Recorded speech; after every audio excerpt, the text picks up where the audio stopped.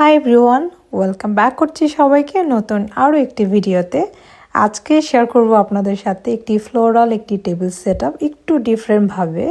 এটা আসলে আমার অনেক দিন ধরে করার প্ল্যান ছিল, বাসায় যেহেতু ডাইনিং টেবিল ছিল না তাই আসলে করা হয় না, বাট আমি এটা মাথায় রেখে দিয়েছিলাম যখন বাসায় ডাইনিং টেবিল আসবে তখন এই টেবিল সেটআপটি করব। অ্যান্ড তার সাথে আজকে হলো আমার বাসায় ইফতারের একটি ছোট্ট একটা আয়োজন করতেছি। সবকিছু মিলিয়ে থাকবে আজকের এই ভিডিওটি। আর যদি আমার ভিডিও ভালো লাগে আপনাদের, প্লিজ আপনাদের ফ্রেন্ডস অ্যান্ড ফ্যামিলির সাথে শেয়ার করতে ভুলবেন না।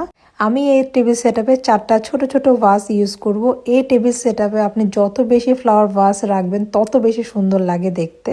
আর এই ভাসগুলো আমি শিন থেকে কিনেছি। আর আজকে আমি টিউলিপ ফ্লাওয়ার ইউজ করতেছি, একটু কালারফুল রাখতেছি। এটা ডিপেন্ড করে আসলে নিজের উপরে যে আপনি কি ধরনের কালার কম্বিনেশন রাখতে চাচ্ছেন। তারপরে ফ্লাওয়ারগুলো আমি সাইজ করে সবগুলো সমান সমান করে কেটে নিলাম। আর এখানে আরও একটা ফ্লাওয়ার আমি ইউজ করছি, এই ফ্লাওয়ার নামটা আমি জানি না, এটা পুরোটা একটা ড্রাই ফ্লাওয়ার।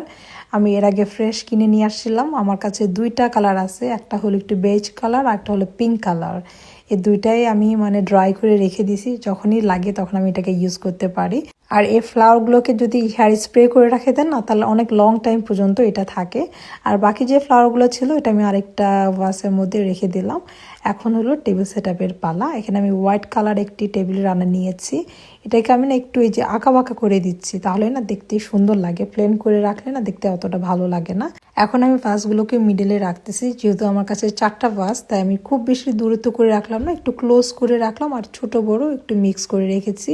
তারপর আমি দুই পাশে 2টা ক্যান্ডেল হোল্ডার দিয়ে দিলাম। আমি ট্রাই করেছি একটু সিম্পলভাবে রাখতে। যে কোনো জিনিস না আপনি যত সিম্পলভাবে রাখবেন না সেটা দেখতে তত বেশি ভালো লাগে। এই তো তারপর আমি 4টা টেবিল ম্যাট অ্যাড করে দিলাম। এই টেবিল ম্যাটগুলো আমার শিন থেকে কেনা। আর এখন যে আমি ডিনার সেটটা ইউজ করতেছি সেটা হলো বিএনএম থেকে কেনা। এটা আমি প্রচুর মেসেজ পাই, আমি সবসময় ট্রাই করি আমার প্রত্যেক ভিডিওতে কোন জিনিসটা কোথা থেকে কিনেছি সবসময় বলার। আর যে ন্যাপকিনগুলো দেখতেছেন, ন্যাপকিন হোল্ডার, এগুলো সবগুলো শিন থেকে কেনা। তারপর হলো স্পুন ফক, এগুলো সবগুলো শিন থেকে আমার কেনা। আর গ্লাসগুলো আমি কিনেছি টেস্কো থেকে রিসেন্টলি। আর এই হলো আমার ফাইনাল টেবিল সেটআপ। কেমন লেগেছে আপনাদের কমেন্ট করে জানাতে ভুলবেন না। আমি সবসময় একটা জিনিস ট্রাই করি, সবসময় নতুন নতুন জিনিস না কিনে পুরাতন জিনিস দিয়ে কিভাবে নতুনভাবে প্রেজেন্ট করা যায় আমি সেটাই ট্রাই করি।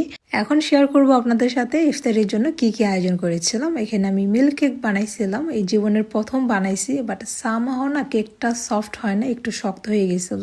ইনশাল্লাহ এটা আমি আবার ট্রাই করব ঈদের সময়। তারপর এখানে হালিম রান্না করেছিলাম। আর এখানে তো ভাজা পোড়া ছিল মিক্স, তারপর এখানে ফ্রুটস ছিল, তারপর জিলাপি ছিল। এখানে আরো খাবার আসবে। আমি গ্রিল চিকেন করতেছি রান্নাঘরে, এখনো হচ্ছে। তারপর বুট ভুনা, মুড়ি, সালাদ, এগুলো এখনো মিসিং টেবিলের মধ্যে। আর রাতের জন্য করেছিলাম তেহেরি আর হলো শিক কাবাব আর সালাদ। আর এই ছিল আজকের মতো একটি ভিডিও। ভালো থাকবেন সবাই।